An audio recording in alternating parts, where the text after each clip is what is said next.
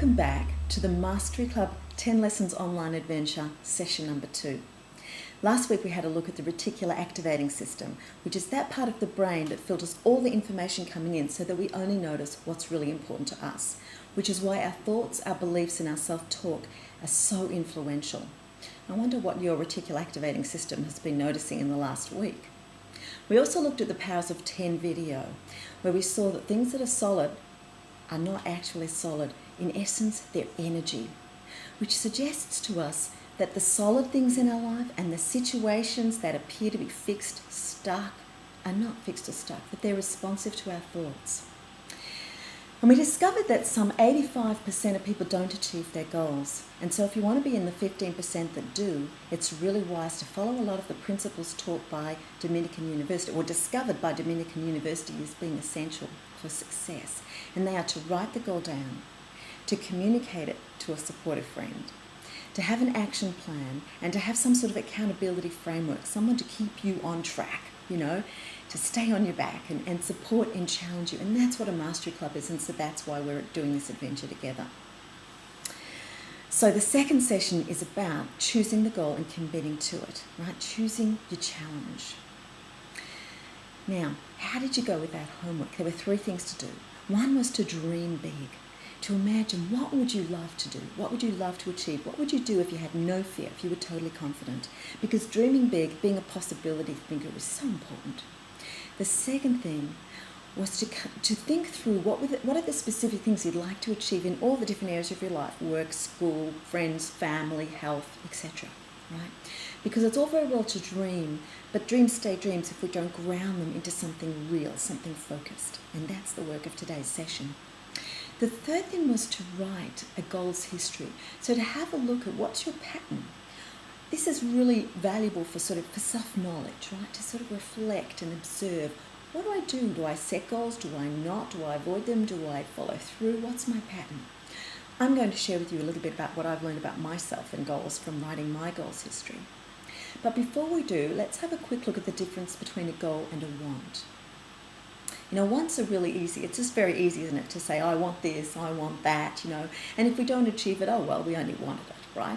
There's no kind of big deal about it.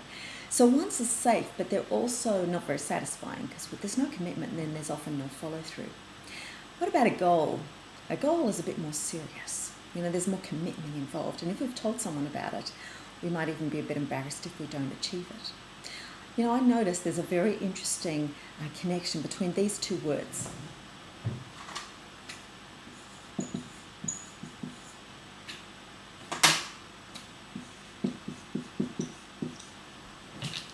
Goal and jail. I think a lot of people get wary of setting goals because they might lock themselves in. But goal setting really is an extraordinary journey to undertake. Because when we do set out to achieve something, not only do we grow along the way, but we learn about ourselves, and when we do achieve it, we're enriched.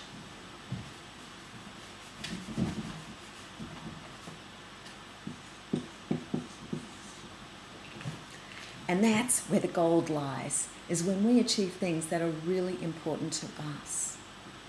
That's what this journey is all about. Have you heard of SMART goals?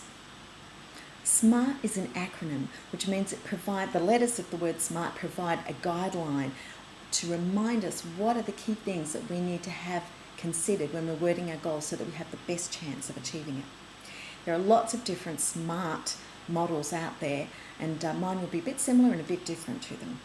So before we leap in, go and grab your list of goals and make sure you've got one that you can focus on. Which one is perhaps most important to you, and you can work through that one with us as we go, and then go back and apply the system to the rest of them. So what does the S stand for?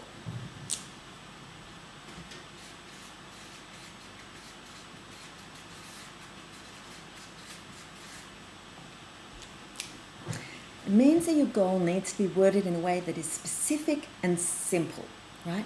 So if you were to set a goal like, well, I want to be really rich, I want to travel the world, I want to have 5 cars, I want to be a tennis champion, I want to meet the Queen, all of that is too much in one goal. So you want to keep it simple. But just to say, for example, I want to be rich. Well, how rich is rich?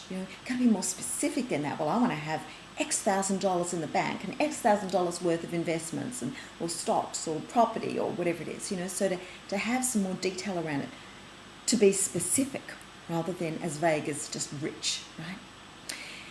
And then it's really important to express your goal in language of what you want rather than what you don't want. So if to say, I don't want to bite my nails anymore, I want to stop smoking, those kinds of things, they're negative, and the brain doesn't know how to produce something that's negative. It wants to be given a positive direction. I read an article about goal setting that had a great example about this. And this was someone who was invited out for dinner. And their host said, well, what would you like? And this person said, well, look, I don't want chicken, and I don't want fish, and I don't want seafood, and I don't want pasta, and I don't want soup. And after a while, as host, you'd be getting frustrated, wouldn't you? You'd be wanting to say, well, what do you want, So when you're setting your goals and you're putting that message out to the universe, don't ask for what you don't want. Ask for what you do want and be specific and simple about it. For example, I want to have writing lessons. I want to learn Italian. I want to go to that Lady Gaga concert, or I want to go to that ballet concert. And, specifically, name which one it is. Or I want to earn $750 and buy myself an iPad for Christmas, right? So make sure that your goal is simple and specific. That's the S. What about the M?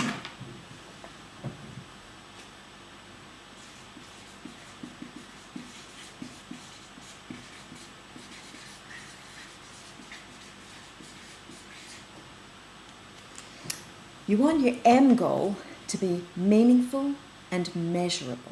We're all different. We all have different values and different things are important to us. Some of us really value fitness and we are prepared to go out and run marathons. Other of us are a little bit more relaxed in our lifestyles, and perhaps we enjoy gourmet cooking. Other people want to build things. Other people want to travel. Some people want to work really hard. Other people want to volunteer and donate their time to others. So we're all very, very different. And it's very important that you set goals that reflect your values rather than setting goals to please other people. Because, we will be most successful at fulfilling the goals, at achieving the things that are truly important to us. In fact, Dr. DeMartini says this is the X factor of failure or success, is whether you are going after a goal that matters to you or not. So make sure you pick something that is important to you. This is a good place for me to share something with you about what I learned when I did that goals history. Because what I discovered was that I will be certain of achieving any goal for which I want the journey as much as the outcome. But if I just want the outcome, the end result, and I don't really want the journey, I'm not likely to achieve that goal. So for example, writing. I love writing. I love the pain and the pleasure of it. I enjoy the whole package. I want my work published, the end result, and I want to do the writing, the journey part. And so I know that when I set myself a goal to write a book or the sequel to the Mastery Club, which I've just finished, I know I'll achieve it. But on the other hand, something like fitness, well, you know what? I'm not big on sport. I certainly don't like jogging. If I wanted to be fit and I thought the only way to do it was to go jogging, I wouldn't get fit. Fortunately for me, I've been able to come up with other ways, other journeys to fitness that I am willing to take on, like walking my dog in the nature reserve near our place because I really love it down there among the trees, or dancing because I love dancing and music. So if we want to achieve a goal, we need to be sure that it is important to us, both the end result and the journey. And if it's not, we've got to make it important to us. Otherwise, we're not likely to achieve it. The other M is measurable. So, if you're playing footy and you kick a goal, it goes between the goal posts and it's very clear. It's either in or it's out, right? It's very clear when you've achieved your goal. With our goal setting, we want to make sure that that the outcome is measurable, that we know exactly what will happen when we achieve the goal, so that we know if we've achieved it or not, right? You don't want it to be vague. And so it's great to create a kind of a description of what will happen and to use your senses in building that picture. For example, let's say it is kicking a goal, playing footy. Well, you can express the goal as, I'm kicking my goal. It's flying right between the goalposts. I can hear the crowd cheering and yelling. My teammates are slapping me on the back and saying, "God won, well done." I can smell the turf. So if you create a really sensorily rich picture, then you've got a great measurement And your brain recognizes that information. It's got something to work towards, something to anchor what that will mean when you've achieved your goal. Maybe it's passing your spelling test, in which case perhaps you can imagine sitting there doing the test and having the spellings of the word just come to mind really easy. You just remember, you just seem to know them all, they just flow. And then you hand your paper in feeling confident and it comes back to you, ticks, ticks, ticks, ticks, 10 out of 10, right? And there's that great feeling, yeah, I did it. So do your best when you set your goal to make sure that it's meaningful to you, that it's really important to you, and also that it's measurable, that you've got really clear criteria of what will happen when you've achieved that goal. So now let's have a look at the A. What does the A stand for?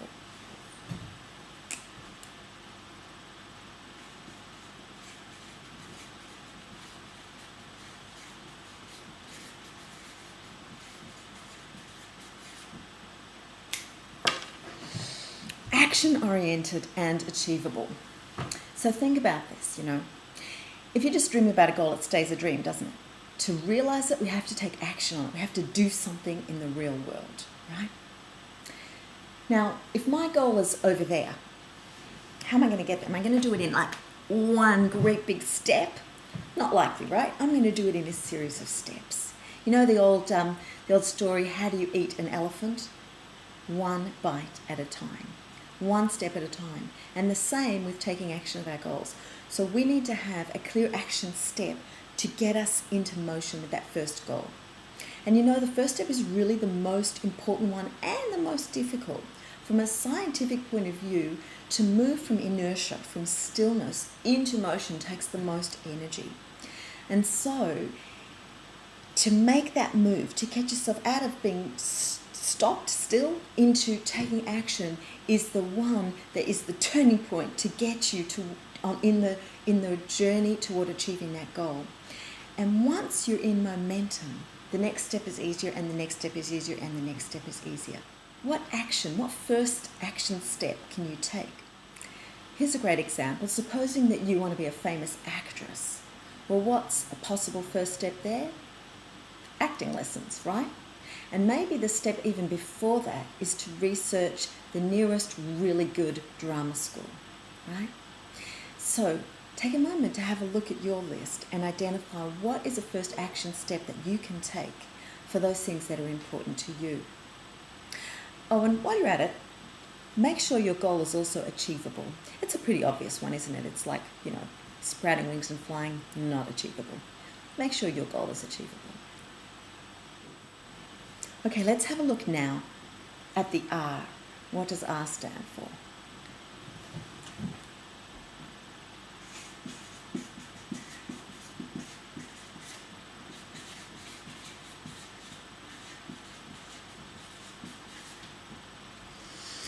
Okay, realistic and responsible. So supposing that you have a goal to be an Olympic standard swimming champion next year, is that realistic? Well, actually, the answer depends on where your start point is. If you're already pretty close, it might be. If you can only do the dog paddle, not realistic. So you got to make sure that you set goals that are realistic.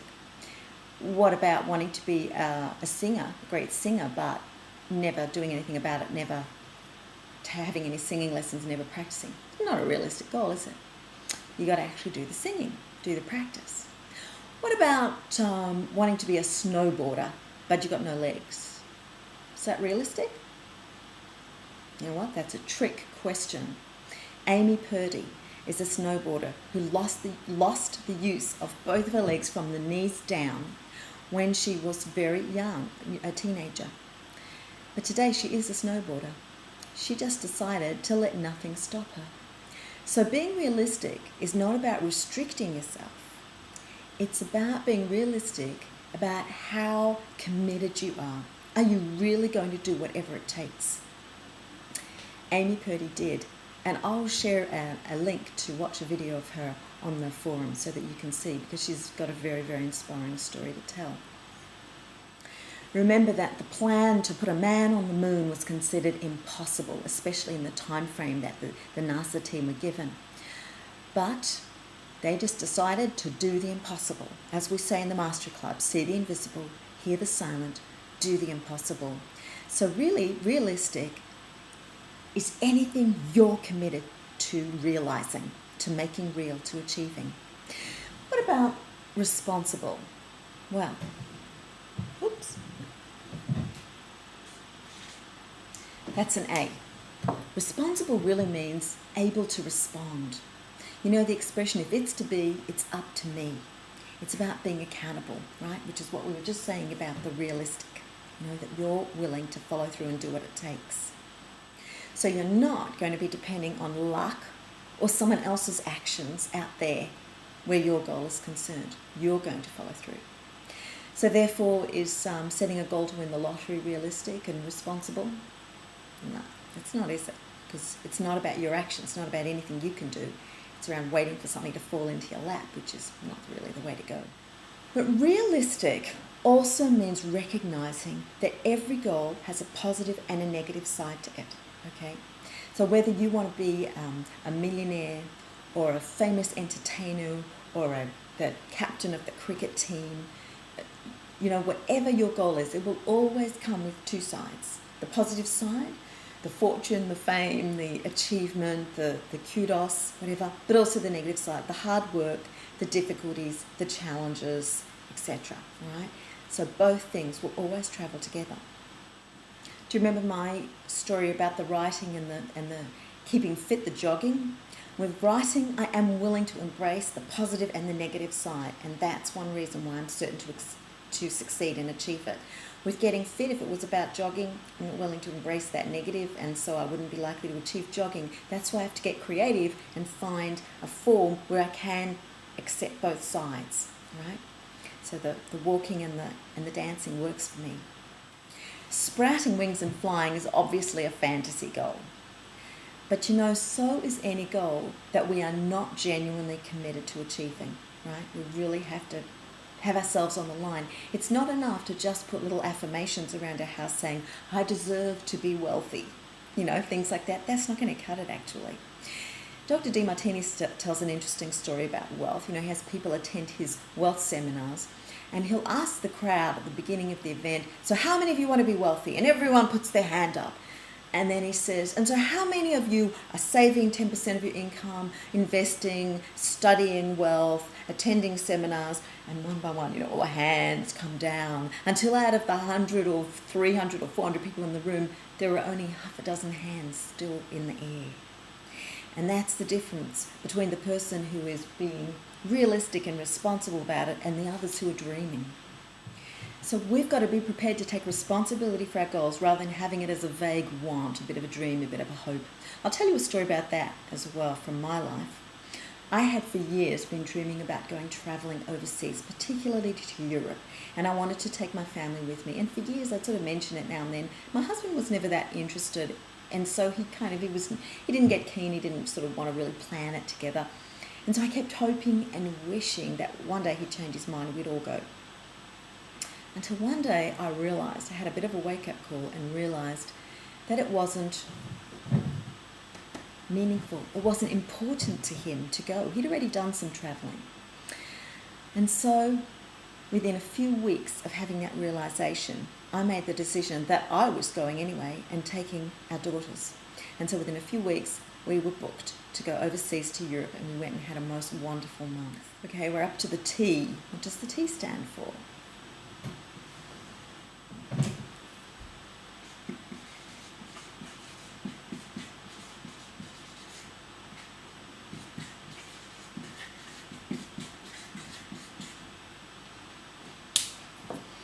Quite a few things. First of all, timed. Can you put your goal on a timeline?